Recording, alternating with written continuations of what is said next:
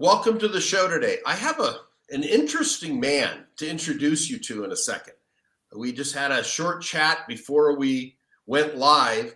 He's got an unusual way about him. He doesn't eat sugar, but that isn't what we're talking about as a sweet conversation today as we segue into his unique background of healthcare costs for people at 50%. That's what caught my attention because healthcare costs in the US are out of control. I know that just for myself, insurance is over $1,000 a month for me to be insured. Just for me, a man at 61 years old. And I'm going to be eagerly listening and understanding a little bit about that with our featured guest today, Mr. Shelley Saxena. So Shelley, welcome to the show, and I'm excited to learn about this. And how do people save 50% on their healthcare costs with you? Mitch, thanks for having me on the show. So our complete tagline is artificial intelligence enabled primary healthcare at up to 50% lower cost. That's so amazing. The way we achieve those cost savings is by having a dramatically different delivery model for primary healthcare. So first of all, we use technology in that delivery model.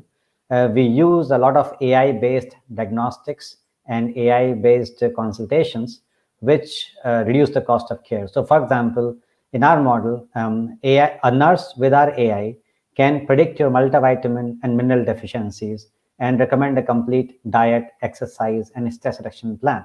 So by replacing a dietitian with a nurse and our diet AI, we reduce the cost by up to 67%, just on that alone, for a nutrition intervention.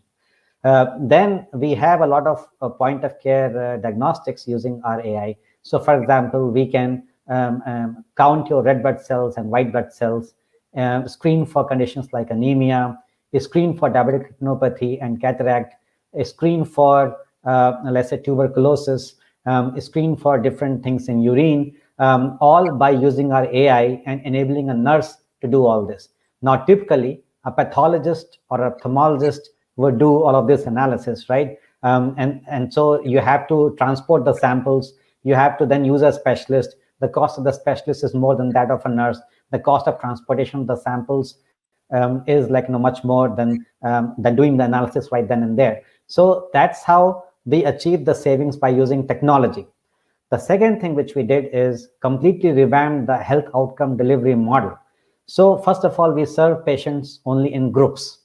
What that means is our patients are employees, they are schools students, they are, let's say, communities in rural, they are, let's say, microfinance beneficiaries, they are health insurance companies, subscribers, and so on. So we have a captive audience wherever we provide our care. So on a given day, let's say in India, we serve around 75 patients per day, per medical team. In the US market, that number is around 30 patients per medical team per day. So the capacity utilization is much more, and because of which we are able to spread out our fixed costs over a much larger patient base, right? And so that reduces the cost per patient. Yes. And the second thing is we do a lot of stuff right then and there. So a lot of our point of care diagnostics, along with our AI, we have third-party off-the-shelf equipment for HIV, syphilis, hepatitis C, malaria, dengue, typhoid, cholesterol, urine, sugar, hemoglobin, and so on and so forth, right? So all of these tests happen right then and there. So no patient transportation, no sample collection, everything done right then and there, right? So that's the second way in that delivery model that we reduce the cost of the care. And it's also faster. Yeah. Let me jump in. It's faster, yeah. Yeah. So you speak very fast. That's great. We got to let people catch up. So you get things done very quickly, and you group the costs together. That's where the savings come from. Absolutely, Mitch. And then the final piece in that is that we do not have any large fixed capex, right? So typically, if say you're working out of a fixed clinic, then you typically serve patients from a couple of miles from that fixed clinic, right? Within that radius, right? In our case, we have mobile units. Those units can rent from vehicles from Uber or Ola or whatever taxi operator is available. And then they go from site to site. So let's say site number 1, we are there every Monday, Wednesday, Friday. Site number 2, We are there every Tuesday, Saturday, or so on, right? So this way, that unit can serve a much larger patient base, typically 2 to 3 hours radius from the base, right? And so again, the cost is spread over a much larger patient base versus just serving patients in a 2 to 3 mile radius from the base, right?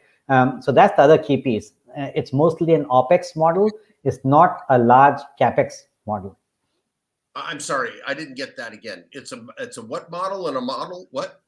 It's mostly an operating expense model rather than a capital expense model, right? If you have a fixed infrastructure, so let's say you have a fixed clinic or a fixed hospital, then the cost of deploying that is much more, right? The upfront cost of deploying that. And the second thing is, let's say you have a clinic like here. Now, within a 2 to 3 miles radius from that clinic is the patient footfall that you're going to get, right? So what that means is, first, you have to invest a lot up front in that model, a fixed CAPEX model. And the second thing is you can only serve a fixed patient base in that model. In our model, we rent from vehicles from whichever taxi operator is available. And then we serve multiple sites from the base, right? So those sites can be within 2 to 3 hours radius from the base. And those sites again serve patients in groups. So we can serve a much larger patient base rather than having a fixed clinic. Does that make more sense? Now I get it. Yeah, but when you use acronyms, you lose people. Yeah, because absolutely. Yeah. So yeah. All right. So your market is you can save companies money on their healthcare costs by doing this. Totally get this, because I remember when I had my ad agency, I had a huge line item every month for healthcare because I covered 100% medical. Was one of the ways I retained employees. But now I can retain them well, give them faster service with, or anybody in your market there in Atlanta. Are you strictly in the Atlanta market, or where do you fit? We currently serve 15 plus states of India and one state of the US. We serve the greater Atlanta area in the US.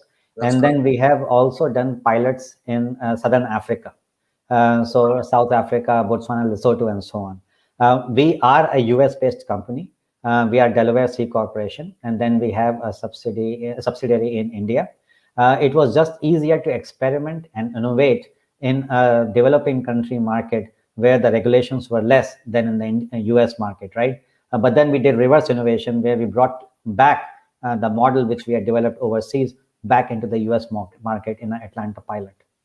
That's amazing. I love the model. Gosh, I wish I would have known you when I sold the agency some years ago, but that would have saved me a lot of money every month and provided a better quality product or service for the employees.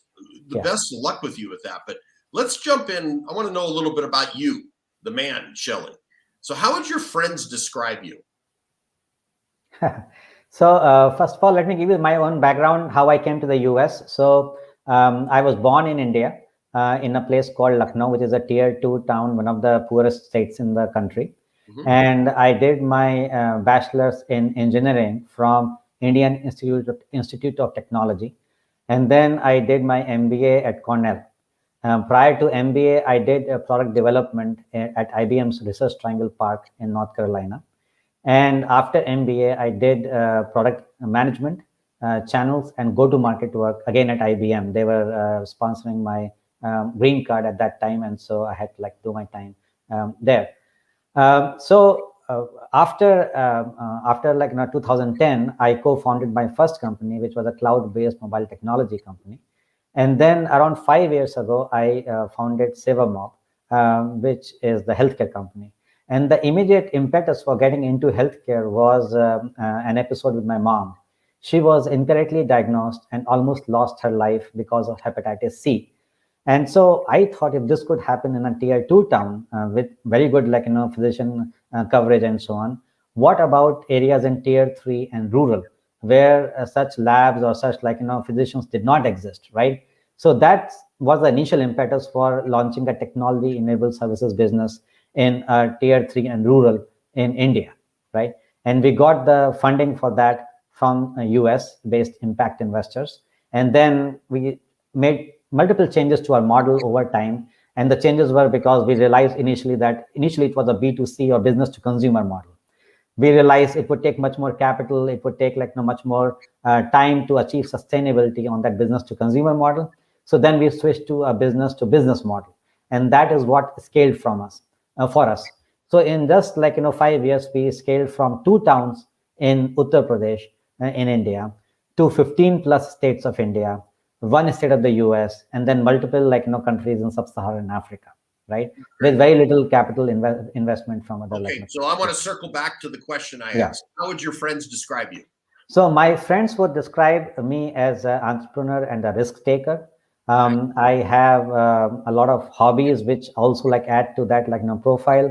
I do a lot of trekking and hiking and so on, which add to that profile. I'm a little bit different from your typical entrepreneur in the sense that first of all, I'm very focused on social impact and social values, right? So that's how I have made my business.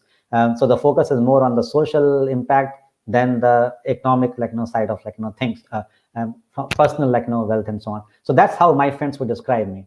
A guy focused on social impact and on actually delivering impact in the last mile. Okay. And what is your greatest accomplishment?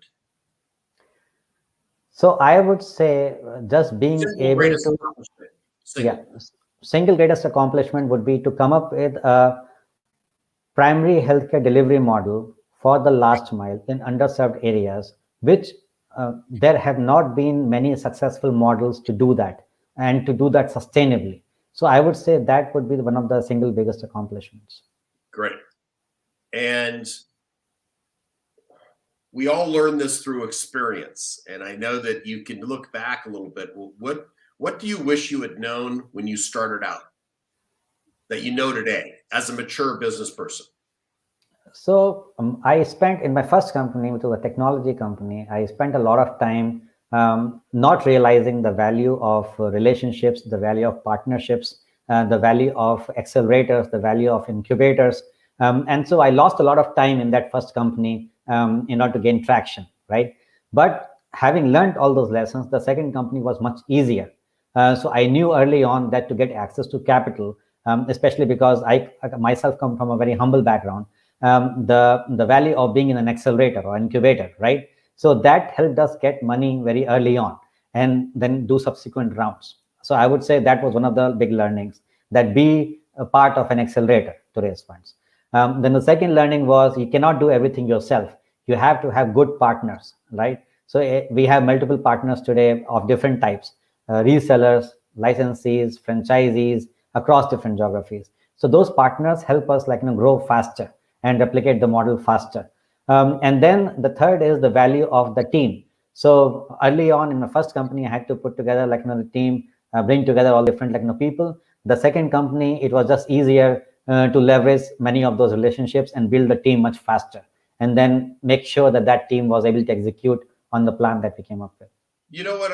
It's interesting you bring that up. Your third component, the value of the team, seems to be the common denominator of the successful people that I speak to, that I interview. It seems the power of leverage is what you're really talking about, leveraging the right people to assist and join you in your mission, because you can't do it alone.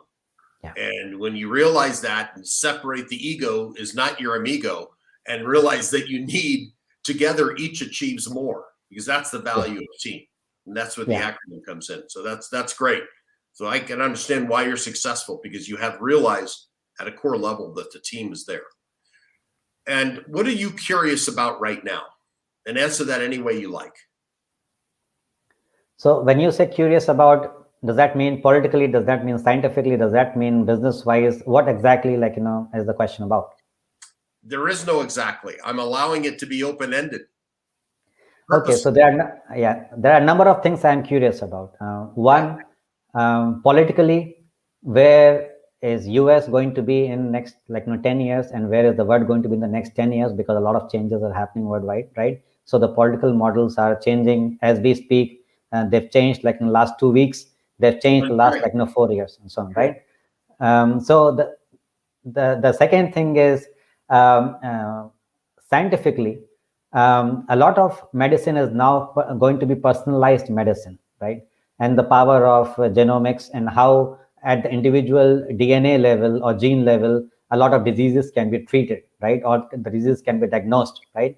And a lot of things which could earlier were a one size fit all solutions. For example, for things like cancer, right? It was earlier a one size fit all treatment for cancer, but now that treatment is getting much more personalized, and that's just one example of the type of diseases, right? So, for example, in the next 5 to 10 years, what is the value which personalized medicine can deliver? How I would say. How near term is that value going to be? For example, is that out 20 years, or can that be delivered in the next 5 to 10 years, right? And how dramatic and a change that's going to be in the medical industry. So I would say I'm curious about that. And I would say business wise, I'm curious about how far I can take our model, with the help of partners, with the help of investors, with the help of team members and so on. So that's the third piece of it. Okay. And I already know that you've got the successful components. I mean, you're clearly a success in business and you're focused. But tell us, because every entrepreneur I've ever interviewed, there isn't one that has struck gold every single time. So tell us where you failed and what you learned from it. So I would say our failure was in the first company. We were not able to grow it fast enough, and so that was a big failure for us. It took us a while to get the initial set of customers. It took us a while to do product development and so on. And the reason for that failure was I myself had a technology background, right, and the background from IBM. So what I did not realize is, as a startup, it's not enough to just build the product in one shot and then go and find the customers. And what is important is to build the initial proof of concept, find the anchor tenants who are going to be part of your vision, sell that vision to them, develop the product with them, and that way you have people who are going to vouch for your product, and that way you can get more people and buying your product. So that was a lesson which I learned in the first company, which I was easily able to deploy in the second company. Okay, fantastic. This is my favorite question I'm leading into right now, just to let you know, because I find I'm a big history buff. So you'll understand this. I love to study history and man and why we do what we do. A lot of it is dictated based on the past.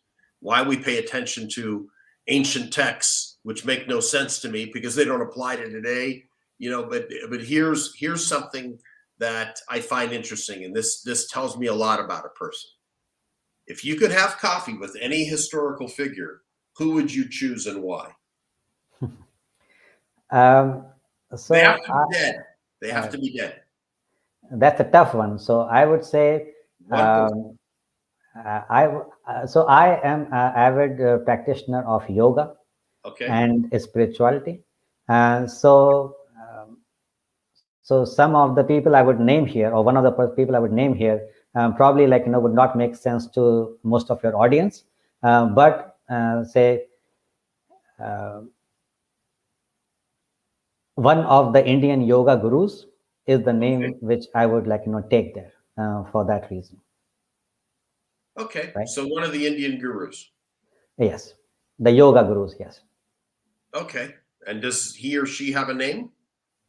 Yes. So the person is Yogananda, and then his disciple Larry Mashai. So those are the people that I would love to have a coffee with, and then learn more and see how I can improve myself.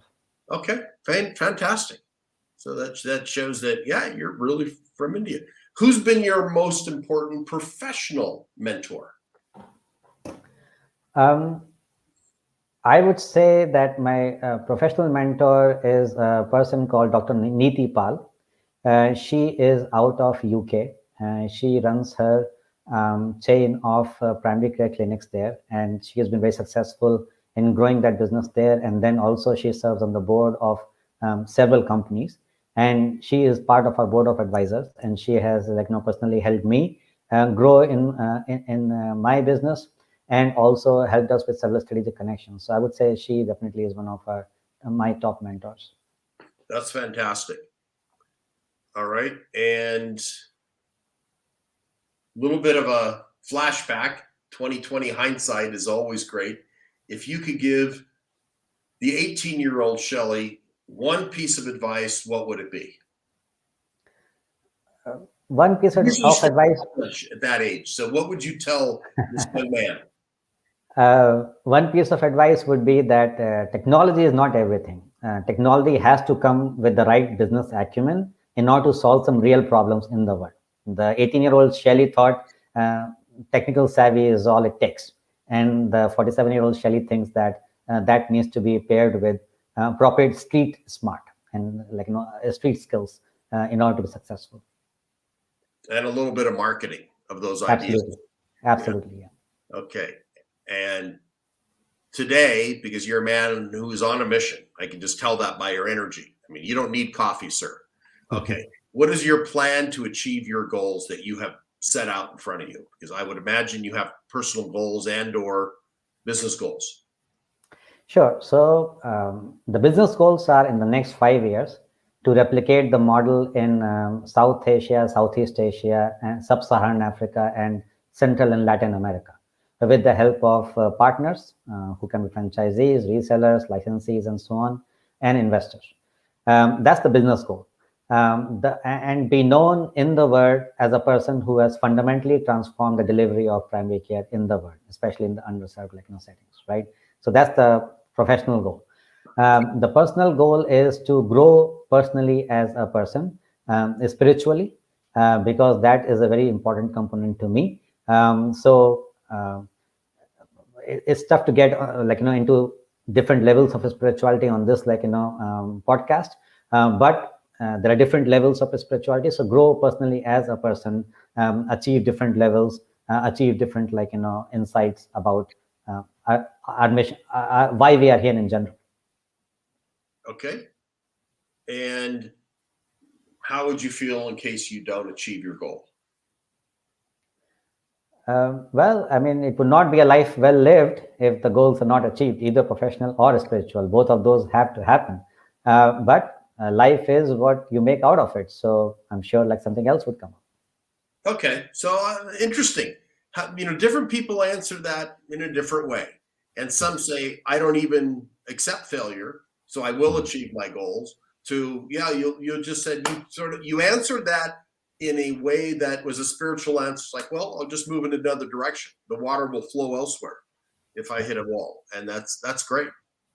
Absolutely. And the reason for that is that one thing which I learned is that everything in your life is not in your control, right?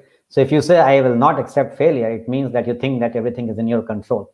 And that is not really true. Very, very good point. How do you overcome a challenge that life throws at you?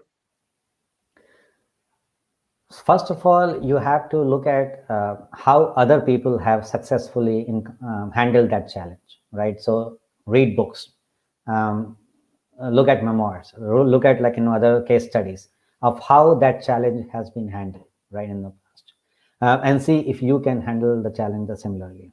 Then don't just give up if the first attempt does not work, if the second attempt does not work, if the third attempt does not work. Give yourself a window and keep trying, keep going at that challenge in that window until you're absolutely sure that you cannot solve that challenge, right? So those are the two things. Okay. Have you written a book? I have not written a book, but I have published papers with others, papers in journals. Okay. I am in the process of writing a book on AI, which will be published in the next 6 months. But no, the book is not out yet. Okay. So if you had to write a book tomorrow, it would be about medical care AI. Yes. Technology in medical field. Yes. Yeah. Awesome. And what's one question you wish I'd asked you so you can communicate to the market? You can invent your own question and answer it. This is your opportunity, your latitude, sir, to just communicate what you want. One question would be, so technology is always disruptive, and especially in, I would say, highly regulated and entrenched industries with entrenched players like healthcare, right? Healthcare has these behemoths, both from payer as well as provider perspective. So when technology is brought to those markets, there's always fear that this technology, what is this going to do? Is this going to really destroy the industry? What's going to happen? For example, a lot of physicians are afraid of artificial intelligence, right? So the question would be, technology like AI in healthcare, is that going to destroy the industry? Is that going to destroy the relationships, existing relationships? Is that going to destroy the value of physicians? Or is that going to add to the industry, add value to the industry? And my answer to that would be, the technology like AI in the healthcare industry is going to, first of all, enable physicians to do more, especially in those underserved settings, more than they can do today, right? And then it will free up their time to actually spend more time with the patients, than just have to spend more of their time in bureaucracy and other chores and so on. So technology would help them spend more time with the patients and deliver more value to the patients, especially in underserved areas. So they don't have to be afraid of it. Okay, great. And how can we support you and your mission? So you can help us by spreading our gospel to other people, and that there is a way to provide primary care in underserved areas. It is sustainable. It can deliver substantial health outcomes, much better at better, cheaper, faster than any other model like today. So if you can just help us spread the gospel, that would be very helpful. Now, let me ask this. So this is where they can get in touch with you. Is your URL or your website is right here on screen. Yeah. And so you can all see that. And then for the people who are audio only, sevamob.com, sevamob.com. This is where you can learn more about this. I'm particularly interested. My business, when I had physical, I mean, now I do everything online and I have teams in various countries to handle certain tasks. When I had my physical location, I had a building with lots of employees and supplied this healthcare. I love your model. And I think the market that can be served is way beyond the let's say the disadvantaged. I think there are for-profit companies that would love the idea of slashing their healthcare costs by 50%. And Mitch, I would like to clarify there. We are a for-profit social enterprise, right? What I mean is underserved. Underserved does not mean disadvantaged. Underserved means an area where there's currently not enough healthcare coverage, right? So, for example, Atlanta, for example, has one of the highest physician densities, right? But 1 hour outside Atlanta is an underserved area where pretty much there is no primary care clinic, right? There is no diagnostics lab. You have to bring the samples from there to Atlanta for processing, right? Okay, you could do it all right there. Exactly. All right. So, okay, I misquote. Thank you for that correction, because I do believe I can refer you. And this is where it's interesting. So you're right now in Atlanta, that's your primary market in the US, but you've done this in India, I would imagine, where healthcare wasn't provided. And obviously the cost structure is quite different there.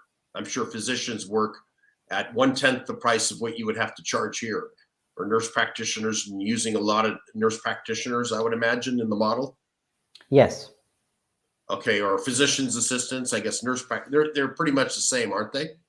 Roughly, yes. Yeah, roughly. Okay, just for purposes of the show, for people to understand. But I think you've got a great model. I love it. I wish I'd known you before I sold I think I would have slashed my monthly costs by, I don't even know, hazard the number. I think it would have been $30,000 a month. I would have saved.